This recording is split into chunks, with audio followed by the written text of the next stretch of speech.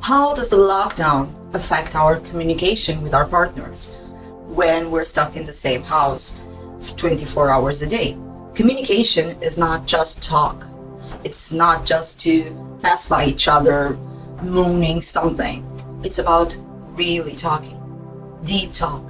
So how do you communicate with your partner since you've been in lockdown? And how did it change? How were you communicating before and how are communicating right now during the lockdown?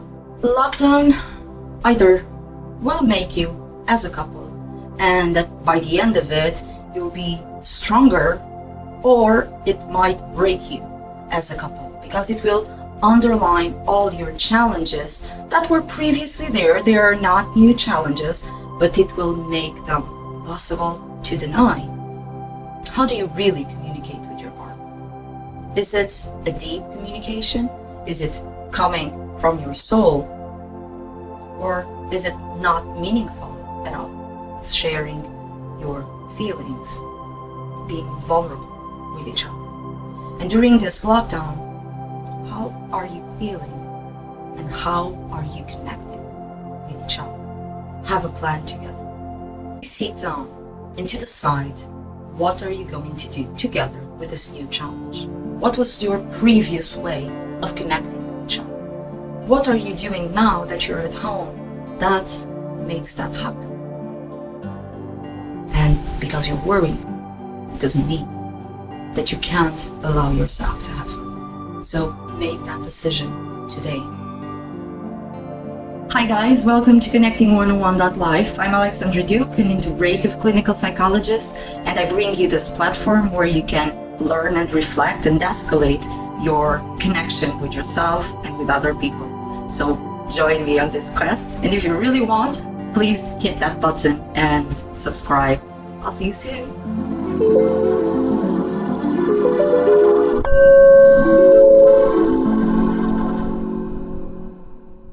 Hi guys, welcome again to this COVID-19 series. Today I would like to talk to you about how not to need to file for divorce after the COVID-19 lockdown. Most of us are in lockdown at the moment, and one of the biggest challenges for the families and for the couples is how to cope with everyone staying at home at the same time, 24 hours a day. Or for most of us, how to keep healthy physically and mentally, and how to continue to invest in our relationships with our partners, our kids, and not to drive all of us crazy. So today we'll be talking about couples, we'll be talking about relationships while in lockdown. And the first one is a very basic one. All couples know this in different stages of their lives and different challenges of their lives. The reflection, the advice is always the same, is communication. So how does the lockdown affect our communication with our partners? Given the idea that we're stuck at the same home, some of us might be lucky enough to have a big home so we can keep away from each other most part of the day, but for most people, they're kind of living in very small houses or cramped houses. So how is communication an issue when we're stuck in the same house 24 hours a day? Actually, that's really one of the most important challenges couples are facing at the moment, because communication is not just talk. It's not just to pass by each other moaning something. It's about really talking, deep talk. That's in fact what communication is. So how do you communicate with your partner since you've been in lockdown? I bet you can sense or even be able to underline different communication patterns that have arisen since the lockdown. Which are those for you?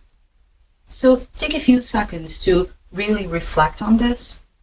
And how did it change? How were you communicating before and how are communicating right now during the lockdown? And one of the tools some couples use is at the end of the day, when we're together again, we ask each other about our days, and that's a topic of conversation. But if you're at the same house 24 hours a day, we're witnessing each other's lives.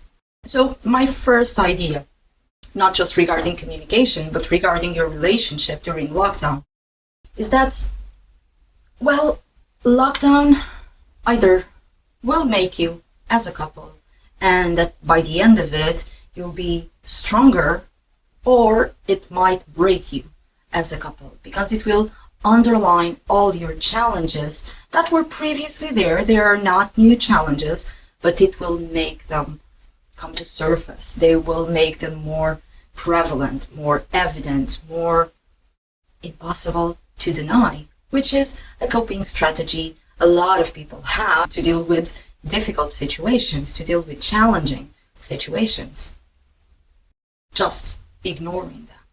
So, newsflash, as you may be aware by now, you cannot ignore your relationship challenges when you're stuck in the same house 24 hours a day, dealing with multiple challenges. Of course, if you're working from home, you will have challenges regarding boundaries, regarding privacy, regarding give me the chance to focus now, I'll be taking care of the kitchen in a while. If you're stuck at home with both your partner and children, small children, you will have a different set of challenges to deal with.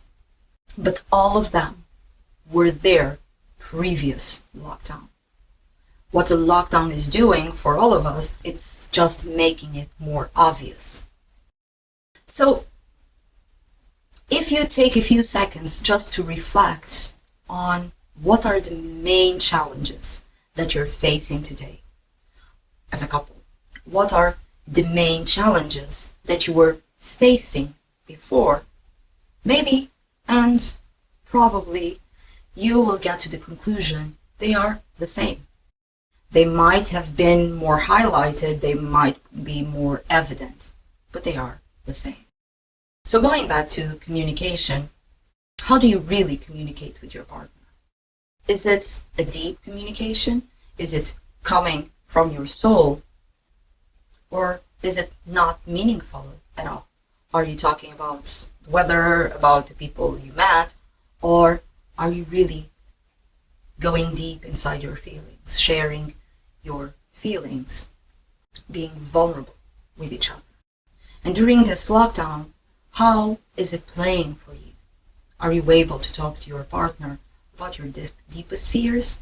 Or are you afraid that by sharing these feelings, you might not be validated, or you might worry your partner even more?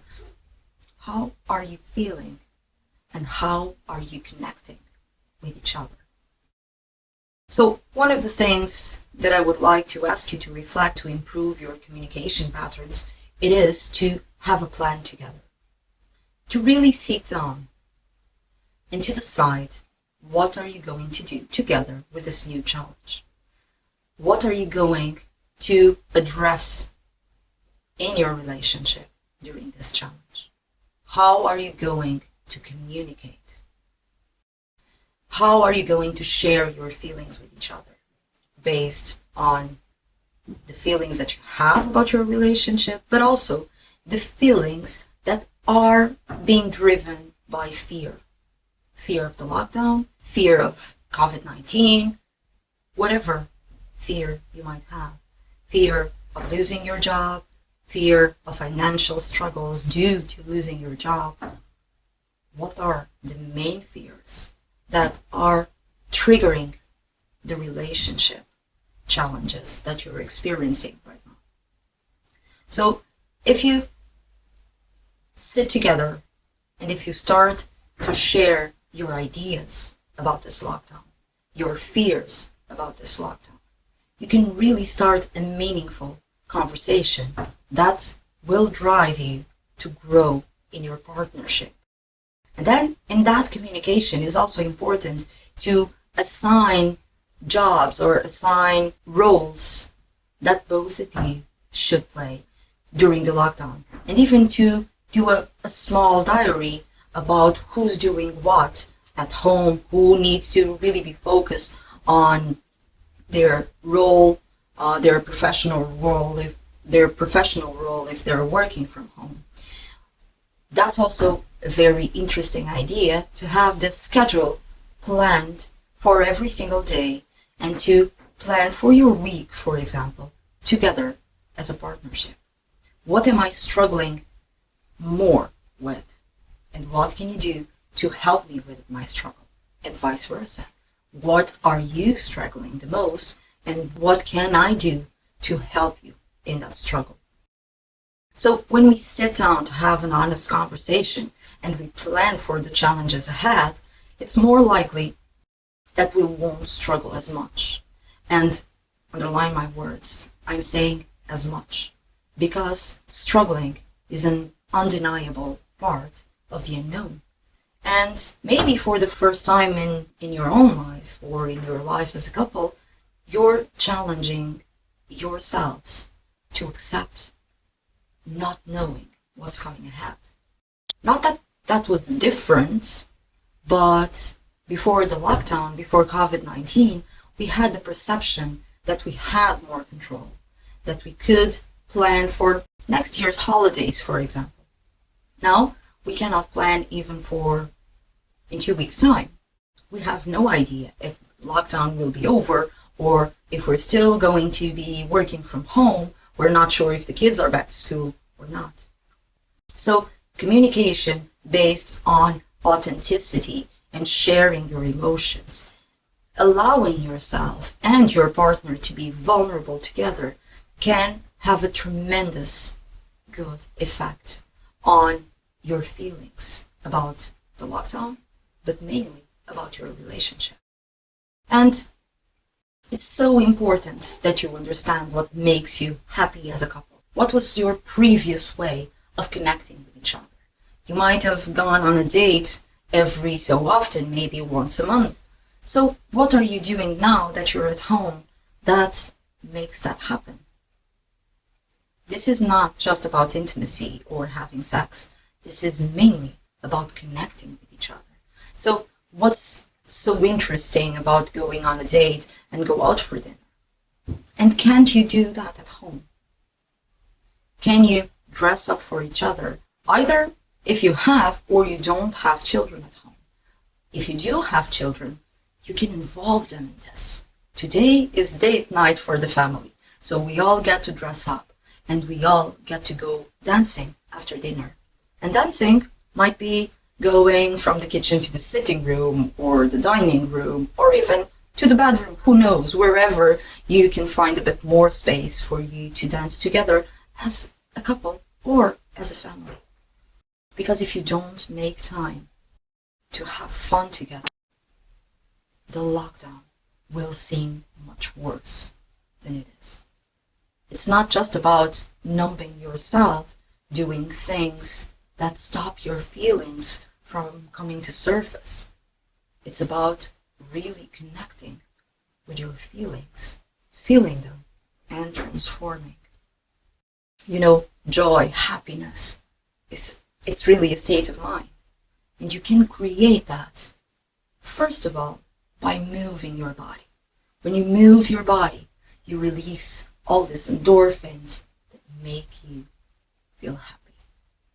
And happiness is allowed during lockdown. Play is allowed during lockdown. And that doesn't mean that you're not worrying.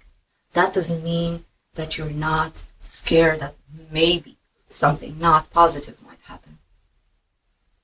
But emotions can be lived together. And because you're worried, it doesn't mean that you can't allow yourself to have fun. So make that decision today, right now, and go to your partner and challenge him or her to have fun with you and to connect, really deeply connect with each other and have a meaningful, deep conversation. Every other day, you set aside 15 minutes. You don't even need more than that. Just 15 minutes for you to look at each other's face and really share how your experience of the lockdown is being. How have you been feeling? What are you worrying about? And what can you do together to address those worries? And the next step, after the conversation, after the date, it's to connect in intimacy. And the suggestion I would have of an exercise that you could use together would be just to sit facing each other, complete silence for 5 minutes, and just to look at each other. Really observe each other's faces, each other's bodies. You can hold your hands or you can not touch at all. Just be together in silence. And this will be so awkward at the beginning, but I promise you, as the minutes go by, and as you do this exercise over and over again, and you will be surprised how much you can learn from your partner just by being in silence together. Maybe it would be interesting for you to do this exercise together once a week. And once a week, you would sit in front of each other, just observing each other's eyes, face, facial expression, hair, body language, body tension. Of course, for some relationships, this is not a big challenge because maybe they were previously very healthy relationships, people were connecting very well. But maybe even for most relationships, and we know that the rates of divorce kind of go higher during holidays. People tend to disconnect instead of connecting over holidays. So to be in lockdown at the same house for weeks and weeks and probably even months, what does that do to a relationship? Well, it doesn't do a lot of good if you're not aware. In the video that I previously released on relationships, one of the items I addressed was awareness. Awareness of myself, my emotional world, awareness of the beliefs I have about myself, about the relationship, awareness of how my previous experiences are impacting my emotions at this interaction right now with my partner, with my spouse, but also about the other person's emotional world. And what does that argument really means in that moment for myself and for the person who I'm having the argument with.